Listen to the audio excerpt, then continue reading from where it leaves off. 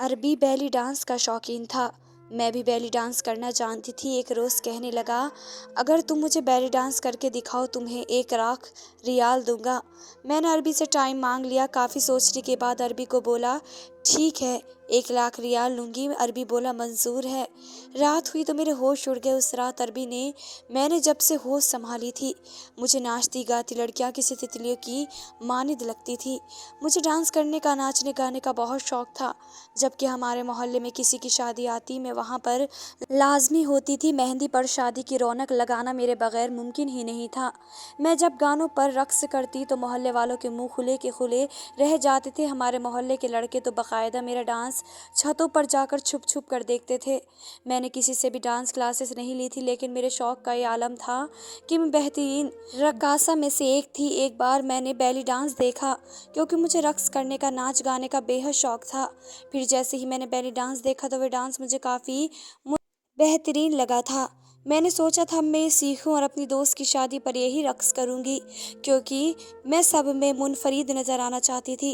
अभी कल ही तो मेरी दोस्त मुझे अपनी शादी का कार्ड देकर गई थी। 8 दिन थे मेरे पास और इतने दिनों में मुझे ये रंग सीख कर सबको हैरान कर देना था।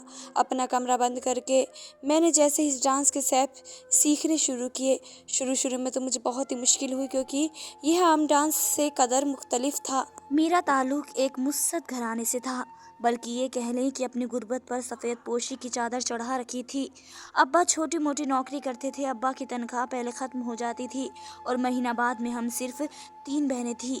भाई कोई नहीं था और इस बात का कलंक मेरे वालिद से ज़्यादा मेरी वालिदा को बहुत था। कहती थी कि बेटा होता तो हमारे बुढ़ापे का सहारा भी बनता, तुम तीनों तो मेरे सर पर बोझ बन गई हो। अम्मा के हर वक्त के ताने सुनकर मैं तो तंग आ गई थी। शुरू शुरू में मैं स्कूल में बड़े इम्तियाज नंबरों से पास होती थी, लेकिन अम्मा मुझे यही कहती कि तू जितनी मर्जी अच्छे नंबर लिया, डिग्रियां हासिल कर ले, लेकिन मुझे तेरी जिंदगी का कोई फायदा नहीं। अरे जाना तो तूने ढेर भर जहेज लेकर ही है। अम्मा की ऐसी दिलकशिता बातें से तंग आकर मेरी दिलचस्पी पढ़ाई से बिल्कुल ही खत्म हो चुकी थी। जब भी मैं टीवी पर नाच वाली लड़कियां देखती तो मेरी तवज्जो उन पर बढ़ने लगी। मैंने खुद ब खुद हाथ और पाँव गानों की धुनों पर हरकत करने लगते थे। मैं आंखें बंद करती तो उस रकासा में खुद को देखने लगती। फिर ऐसे ही मैंने हल्का हल्का सा रक्स सीखना शुरू कर दिया। पूरा बदन तो गोया रक्स में नहा रहा था और फिर देखते ही देखते मैंने नाचने में महारत हासिल कर ली। इंडियन पाकिस्तानी गानों पर जब मैं रक्स करती तो किसी और ही दुनिया में पहुंच जाती। तवज्जो उस गानों के बोलों पर होती और उसके मुताबिक मैं अपने हाथ पांव लहराती, अपनी कमर लचका और बहुत से दिलों को जीत लेती थी। मेरा रक्स देखने वाले अपनी आंखें झपकना भूल जाते थे। अक्सर तो मैं जब भी मोहल्ले की शादी में रक्स करती तो लड़कियों की माएँ खुश होकर मुझे ऐसे दाद देती। पहले पहले तो मैं इनकार कर देती, लेकिन वे कहते हैं ना कि तुमने तो महफिल ही जीत ली है, ये पैसे रखो, कभी 500, कभी 600, कभी कभी तो 1000 भी मिल जाता। इन पैसों का मैं अम्मा को नहीं बताती थी, बल्कि अपने पास रखती थी। कभी कभी अम्मा से छुपकर पिज़्ज़ा मंगवा कर खुद भी खाती और अपनी छोटी बहनों को भी खिलाती थी। मुझे पैसों की भी लालच होने लगी थी। अब तो मैं जब भी मोहल्ले की किसी शादी में जाती तो पैसे पहले ही तय कर लेती थी और 5-6 हजार शादी पर मैं इकट्ठे कर लेती थी। इस बात से मेरे अम्मा और अब्बा दोनों ही अनजान थे, लेकिन ये बात भी ज़्यादा देर तक पोशीदा नहीं रह सकी। जब मैंने अपनी दोस्त की शादी पर बेली डांस किया तो किसी ने शरारत में मेरी इस डांस की मूवी बना ली और इसे सोशल मीडिया पर लगा दिया। जैसे ही मेरी वीडियो और मेरा रक्स लगा, वह वीडियो वायरल हो गई। मैं घर बैठे बैठे एक मशहूर रक्कासा हो चुकी थी। मेरी वह वीडियो टिक टिक देख कर वाह वाह कर रहे थे और मैं अम्मा से जूतियाँ खाकर हाय हाय कर रही थी। कहने लगी, अब तूने ये काम शुरू कर दिया। मैंने अम्मा को बहुत समझाया कि अम्मा, मैंने सिर्फ वीता की शादी पर रक्स किया था, जैसे कि अक्सर सहेलियाँ अपनी सहेली की शादी पर नाच गाकर उसकी शादी पर रौनक लगाते हैं। मैंने भी ऐसे ही किया था। मुझे नहीं पता था कि किसी ने वीडियो बनाकर सोशल मीडिया पर वायरल की है। लेकिन मेरी माँ तो कुछ सुनने को तैयार ही ना थी। कहने लगी, अब ये जो बदनामी हमारे सर पर आ गई, इसका जिम्मेदार कौन है?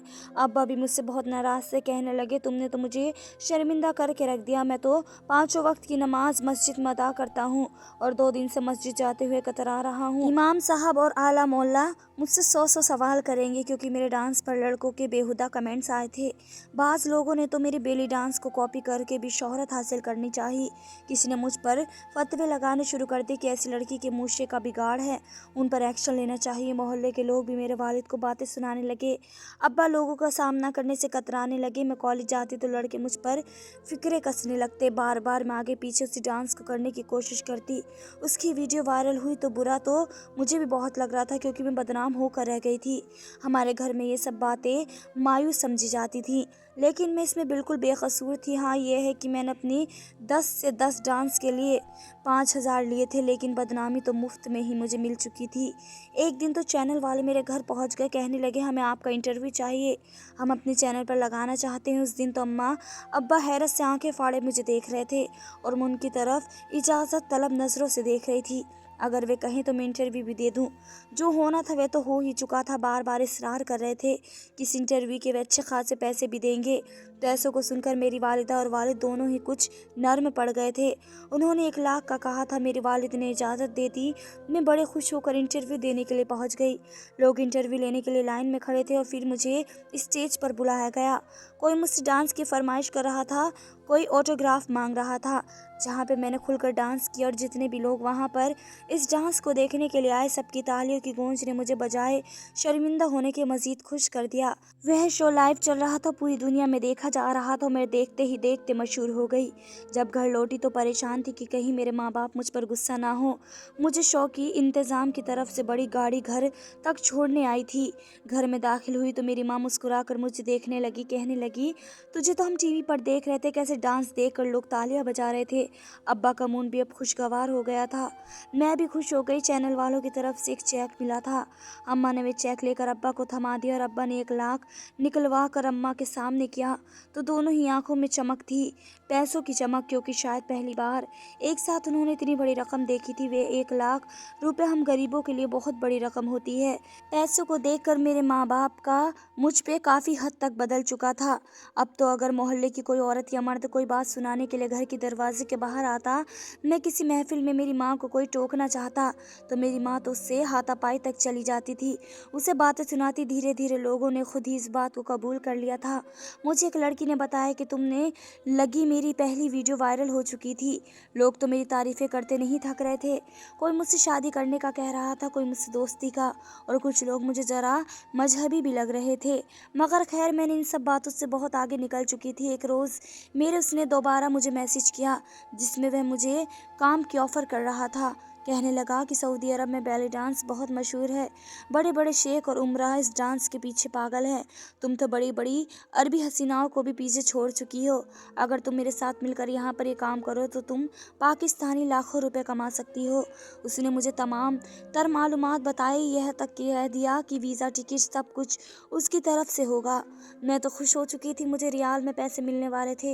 मेरी खुशी की तो कोई इम्तिहान ना रही। मैं दिल ही दिल में दुबई जाने के सपने देखने लगी।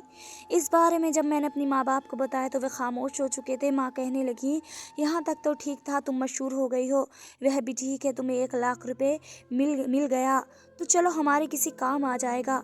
मगर जब हम तुम्हें दुबई नहीं भेज सकते, अरे अकेली लड़की हो, जवान जहान हो, कोई ऊंच नीच हो गई तो फिर क्या होगा। लेकिन जब मैंने उन्हें बताया कि वहाँ पर मुझे रियाल में एक शो के पैसे मिलेंगे तो जो पाकिस्तानी लाखों रुपए बनते हैं, तो मेरी माँ की आंखें हैरत से फटी की फटी रह गई। कहने लगी, ठीक है, हम सोच कर बताएंगे। जानती थी कि मेरे माँ बाप के मन में लालच जाग चुका है। भला कौन इतने पैसों को और इस ऑफर को ठुकराएगा। और फिर पैसा चीज़ ही ऐसी है। अगली सुबह मेरी माँ मेरे पास आई और कहने लगी, तुम दुबई जाने की तैयारियां करो, तुम्हारे अब्बू मान चुके हैं, शायद इसी तरह ही हमारी गरीबी छूट सकती है। तो ठीक है, मैं तो खुशी खुशी अपनी पैकिंग करने लगी। मेरी बहनें और माँ बाप सभी खुश थे। चंद ही रोज़ बाद मैं अपनी तमाम तैयारियां मुकम्मल करने के बाद दुबई पहुंच चुकी थी। उस अरबी शख्स ने मुझे अपनी तस्वीर भेज रखी थी, जिसे मैं एयरपोर्ट पर पहुंची तो वह मुझे पहचान चुका था। उसने मुझसे मुसाफा किया और फिर एक बड़ी सी गाड़ी में मुझे बैठा कर ले जाने लगा। बुलंद बाला इमारतें और दुबई की खूबसूरती देखकर तो मेरी आंखें फटी की फटी रह चुकी थी। मैं नहीं जानती थी कि मेरा बेली डांस मुझे यहाँ तक ले आएगा। वो मुझे एक फ्लैट में ले गया और कहने लगा, तुम अब यहीं रहोगी, कुछ देर आराम कर लो, जो खाना पीना है बता दो। मैं जो जो मंगवा सकती थी ऑर्डर करके मंगवा लिया और जितना खा सकती थी खा लिया, क्योंकि सब कुछ सच में मुझे बहुत मज़े का था।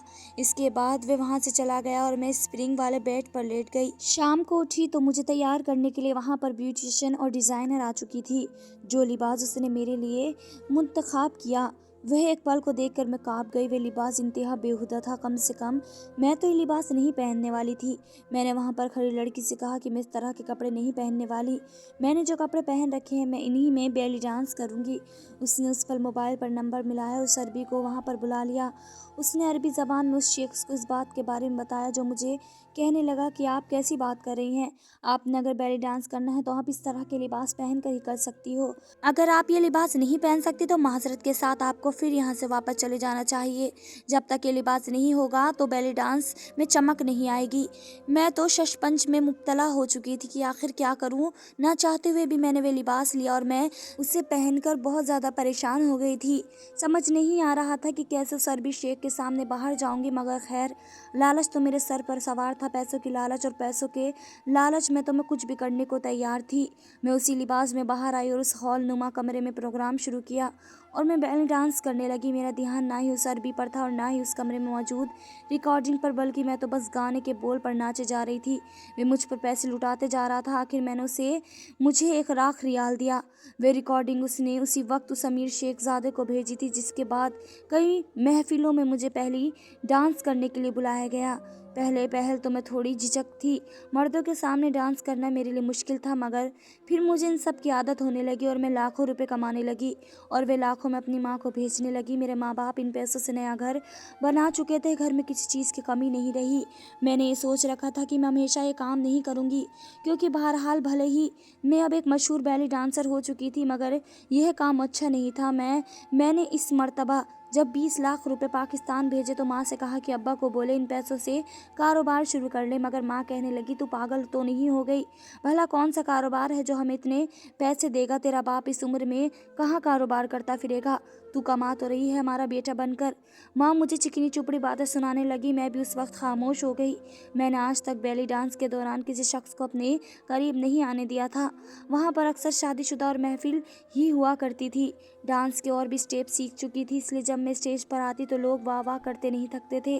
पैसों का तो ढेर लग जाया करता था और मैं मज़ीद मगरूर होती चली जा रही थी कि जब एक रोज़ वह भी मेरे पास आया और कहने लगा आज रात एक ख़ास पार्टी है, अरबपति लोग हैं, तुमने इनके सामने बेली डांस करना है जिसके तुम्हें 5 लाख रियाल मिलेंगे। 5 लाख रियाल सुना तो मैं हंसी में कहने लगी कि ये प्राइवेट पार्टी है, मैं 5 लाख नहीं बल्कि 8 लाख रुपए लूँगी। वो शेख मान गया और कहने लगा कि हाँ क्यों नहीं, तुम 8 लाख ही ले लेना, वो तुम्हें 8 लाख क्या 10 लाख भी दे देंगे। ये सुनकर मैं खुशी खुशी इस पार्टी में चली गई। मुझे लगा था कि यहाँ पर खवातीन भी होंगी, मगर यहाँ पे तो सिर्फ मर्द थे। जब मैंने डांस करना शुरू किया तो वे एक कमरा था जहाँ पर बिस्तर भी लगा हुआ था। शेख सामने बैठे हुए थे और उनके सामने कांच की बोतलें खुली हुई थी। गिलास पर गिलास पीते चले जा रहे थे, एक के बाद दूसरा, दूसरे के बाद तीसरा, और मैं उनके सामने डांस करती जा रही थी। तभी 2 अरबी उठकर आए और मेरे साथ बदतमीजी करने लगे। मैं डांस रोक चुकी थी, उन्हें खुद से दूर करने लगी वो मगर मुझ पर काबिज हो चुके थे। मैं चिल्लाने लगी, उस अरबी को बुलाने लगी जो मुझे यहाँ पर लेकर आया था, मगर वह भी वहाँ से जा चुका था। उस रात में हार गई थी। वे 8 अरबी मुझसे अपने पैसे वसूल कर चुके थे। भले उनके लिए बहुत मामूली रकम थी, लेकिन मैं अपना सब कुछ लुटा चुकी थी। अपनी सबसे कीमती चीज़ में रो रही थी। आंसू थमने का नाम नहीं ले रहे थे जब वो अरबी मुझे कह रहा था कि ऐसे कामों में इतना तो हो ही जाता है, इसमें कौन सी बड़ी बात है, तुम नाचती भी तो हो। अगर ये काम कर लिया तो क्या हुआ, देखो उन्होंने तुम्हारे लिए 10 लाख रियाल भी दिए हैं। वे पैसे मेरे सामने पड़े थे। वहीं पाकिस्तान में मेरी माँ भी मुझे कह रही थी कि देख बेटा, तू शादी करने के ख्वाब तो छोड़ ही दे, शादी तो अब सिर्फ तेरी बहनों की होगी। अरे हमारे खानदान में तुम नाचने वाली को भला कौन अपनाए? हर कोई शरीफ और पर्देदार लड़की ही चाहता है और तू तो वो रही ही नहीं। तुझे अब यहाँ आने की ज़रूरत नहीं है, वरना तेरी बहनों के रिश्ते में रुकावट बनना शुरू हो जाएगा। तेरा काम बस पैसे कमाना है, खुद भी वहाँ पर ऐश कर और हमारी ज़िंदगियाँ भी खुशियों से भरती रहे। अपनी माँ की बातें सुनकर मुझे बहुत दुख हुआ। मैं अपनी माँ को बताना चाहती थी कि मेरी इज्जत मिट्टी में मिल चुकी है, मगर अम्मी की बात सुनकर मैं खामोश हो चुकी थी। मुझे पछतावा होने लगा जब मैंने पढ़ाई की जगह नाच गाने को पसंद किया था। मैं गाँव में शादियों पर जाकर नाचा करती थी। ना मैं नाचती और ना ही आज ये नौबत आती और ना ही मैं यहाँ तक पहुँच पाती, मगर वह कहते हैं ना कि दिल पर स्याही जम जाए तो इंसान को कुछ अच्छा बुरा नहीं लगता।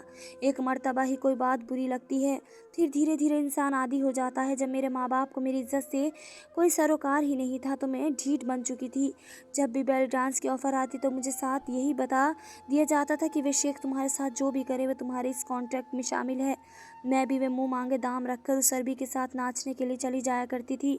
वक्त अपनी रफ्तार से गुजरता चला गया, मेरी कीमत लाखों से करोड़ों में चली गई।